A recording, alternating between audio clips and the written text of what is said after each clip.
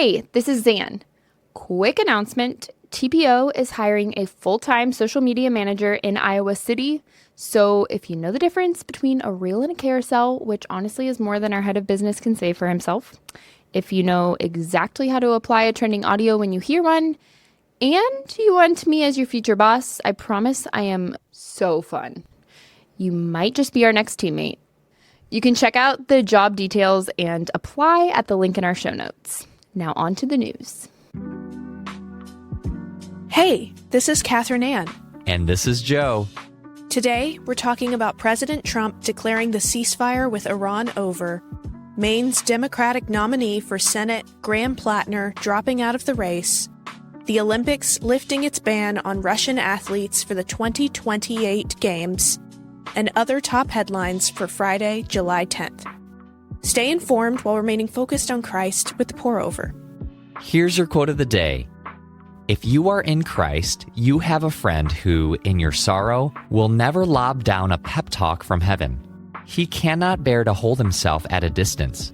Nothing can hold him back. His heart is too bound up with yours. Dane Ortland. Let's get started with some espresso shots. The Iran war appears to be back on.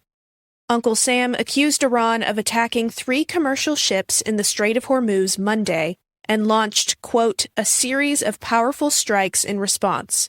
The two sides have exchanged strikes since, and the strait is closed. President Trump says he considers the ceasefire to be, quote, over, calling Iranian leaders, quote, scum, and later saying Tehran called and wants to, quote, make a deal so badly. It's not the only foreign policy flip. While in Turkey, for the 36th NATO summit, President Trump said Ukraine would receive a license to produce Patriot interceptor missiles and indicated support for Kiev's deep strikes inside Russia, suggested he'll remove Syria from the U.S. terrorism list for the first time since 1979, and ordered the U.S. to stop trading with Spain over insufficient NATO spending.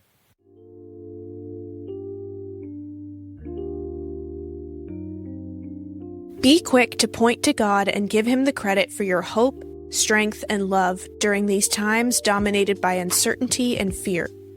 Even in the midst of chaos, our eternity is secure. Psalm 121 verses 1 through 2 say, I lift my eyes toward the mountains. Where will my help come from? My help comes from the Lord, the maker of heaven and earth.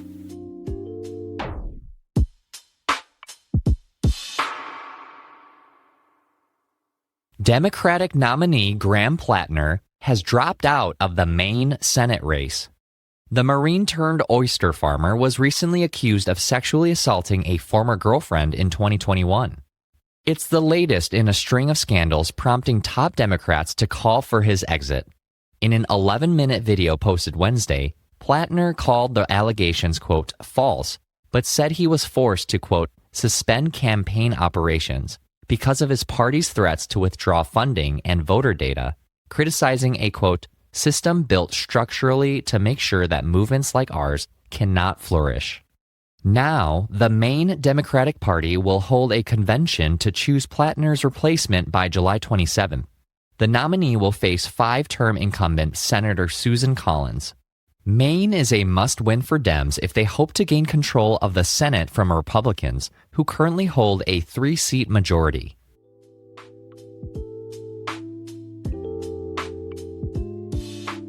Here's a verse to consider no matter who's on the ballot. Jesus is our King, and heaven is our home. John 18, verse 36 says, My kingdom is not of this world, said Jesus. If my kingdom were of this world, my servants would fight, so that I wouldn't be handed over to the Jews. But as it is, my kingdom is not from here.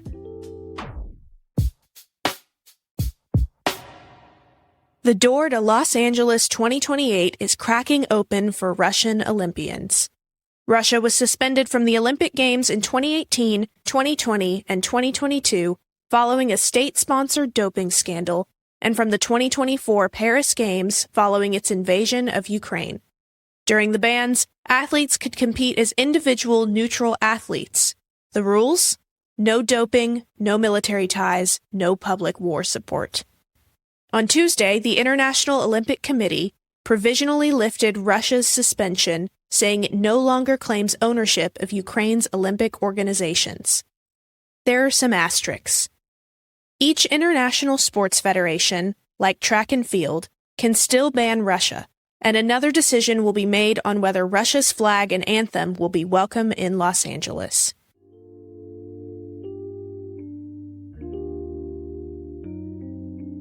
Whether we're professional athletes, committee members, nursery volunteers, newsletter writers, or baristas, we have an opportunity every day to honor God in our work with the gifts He's given us and to show the love of Christ to those around us as we do.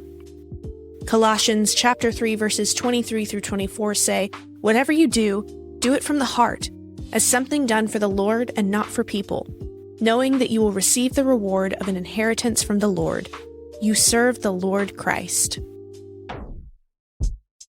As food runs out in places like Africa, Asia, the Caribbean, and the Middle East, there's one population that's quietly suffering in more ways than one: children.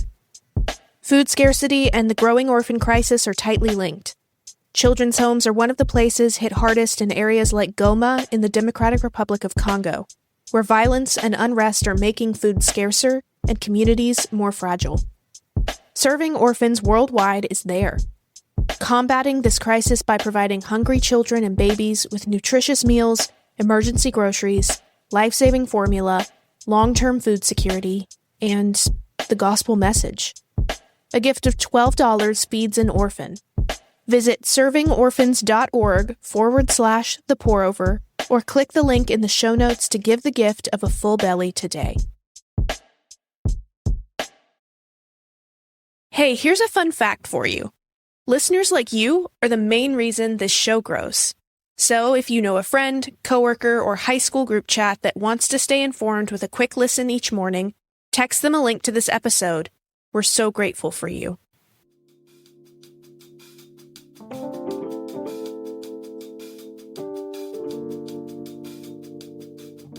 In other brews, here's a rapid round of updates. The envelope, please. Emmy nominations just dropped.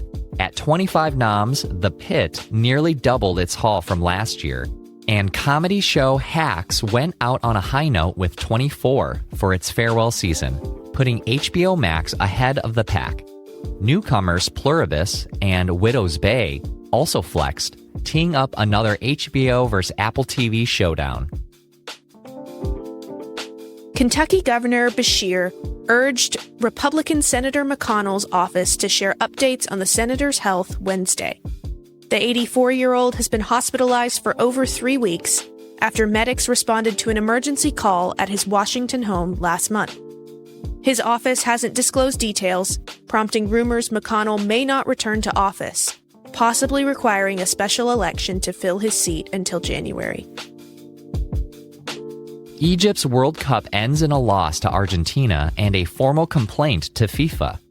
The day after Argentina rallied from 0-2 with 11 minutes left to a 3-2 victory over Egypt, Egypt alleged, quote, serious refereeing mistakes, including with the video assistant referee, saying FIFA wants, quote, Messi to stay because it's, quote, all about money.